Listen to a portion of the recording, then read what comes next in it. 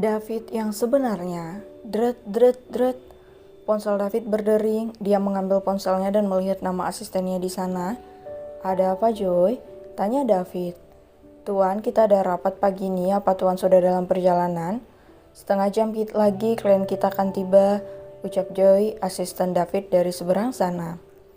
Maaf aku lupa, aku akan segera ke sana, siapkan semua berkasnya, ucap David. Pria itu segera turun ke lantai 1. Dia mencium aroma masakan yang begitu menggugah selera, namun waktunya begitu sempit. Dia tak akan sempat makan pagi, belum lagi harus mengganti identitasnya.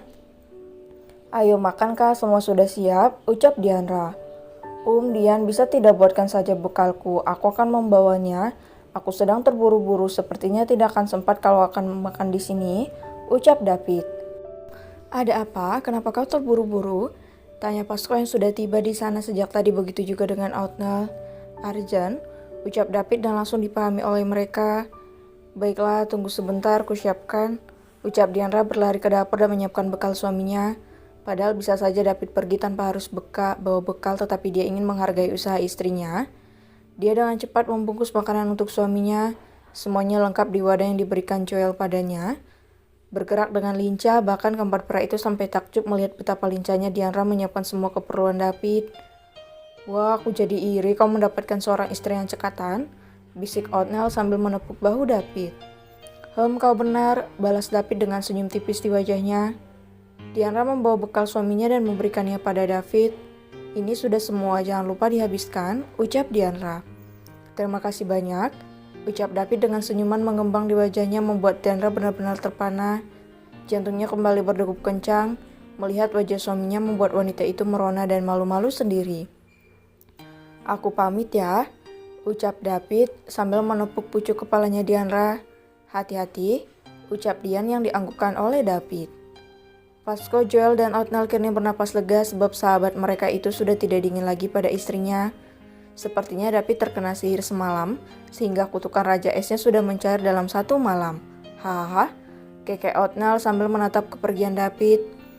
Mungkin benar, sudahlah yang makan, ucap Joel yang sedari tadi sudah tidak tahan melihat menu yang dimasak Diandra. Kak Joel, aku sudah diberi izin untuk kerja sama kakak, jadi boleh kan? Ucap Diandra di sela-sela acara makan pagi mereka. Wah, benarkah? Apa dia meminta maaf padamu? Tanya Outnell penasaran. Ya, dia minta maaf tadi, ucap Diandra tersipu malu. Cie, yang lagi berbunga-bunga nih, goda Joel yang malah semakin membuat Diandra malu. Hus, sudahkah jangan digodaku jadi malu? Gerutu wanita itu sambil menutup wajahnya dengan rambutnya.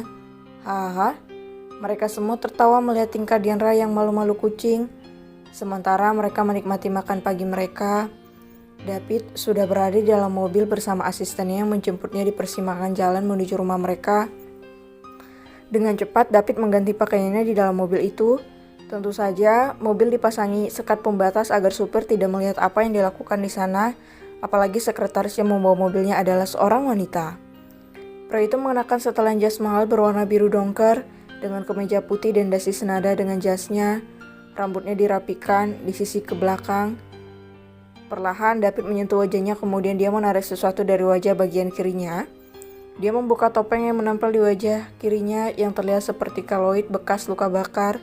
Padahal ternyata sebuah kenyataan mengejutkan ada di balik topeng keloid itu.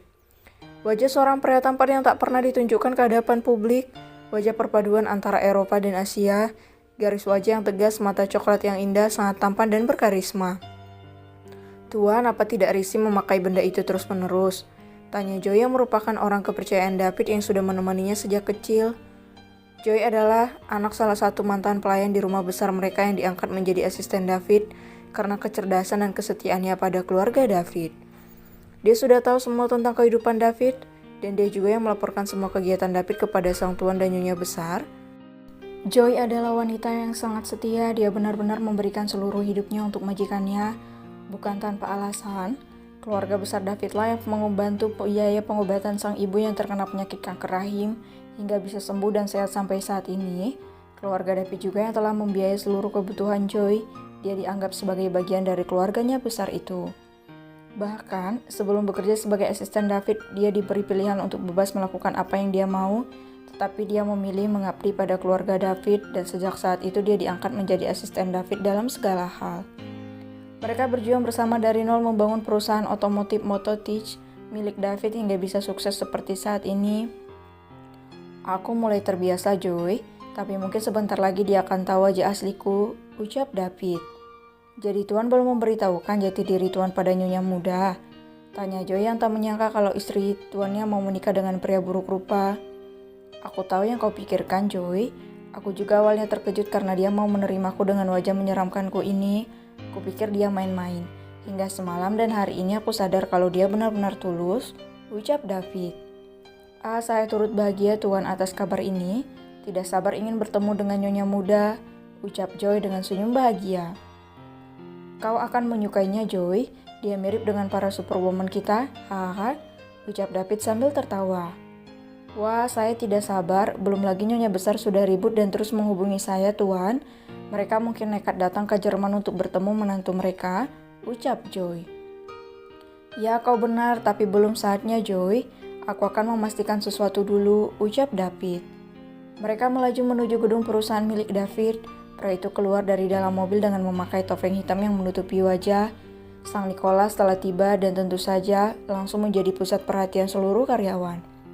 Tak ada yang tahu bagaimana sosok Tuan Nicholas, sang pesohor dunia otomotif di Jerman. Dia mengikuti jejak mendiang kakek dan pamannya membangun perusahaan otomotif. Sosoknya misterius membuat siapa saja penasaran dengan siapa pria di balik topeng itu. Bahkan kehadirannya hari ini disorot oleh media asing dan selalu menjadi trending topik setiap kali dia muncul di hadapan publik.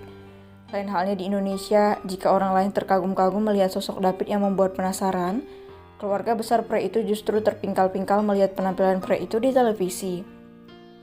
Seperti saat ini mereka tengah berkumpul di ruang keluarga, apalagi hari ini adalah hari Jumat dan biasanya mereka semua kecuali para anak muda akan berkumpul di sana. Haha, Mami, lihat penampilan David itu, dia seperti topeng monyet, haha. Seorang gadis yang usianya lebih tua 4 tahun dari David tertawa terpingkal-pingkal di atas lantai.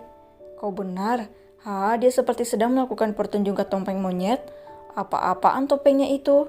Tawa wanita yang sudah tidak lagi muda dari segi usia tetapi kulitnya tetap kencang dan cantik alami. Apa benar dia anakku? Kenapa penampilannya seperti monyet? Astaga Mami, dia menuruni sifat tengil Mami. Tawa seorang pria parubaya yang tak lain adalah Papi David. Astaga Papi, sadar dong yang paling tengil di antara kita siapa? Papi kan jadi anehnya David itu turun dari Papi, tapi kalau wajahnya turun dari Mami, kekeh Mami David. Kalian ini benar-benar ya, anak sendiri diejek, astaga aku tak habis pikir, ucap seorang wanita lagi. Benar loh David lucu, jauh-jauh ke Jerman cuma mau pentas topeng monyet. Mereka tertawa bersama-sama, sungguh keluarga yang aneh. Kalau dia pulang akan kupites kepalanya itu. Beraninya dia menikah diam-diam dasar anak tengil. Celutuk seorang wanita dengan kursi roda dan kacamata bertengker di wajahnya. Keluarga David benar-benar membuat penasaran.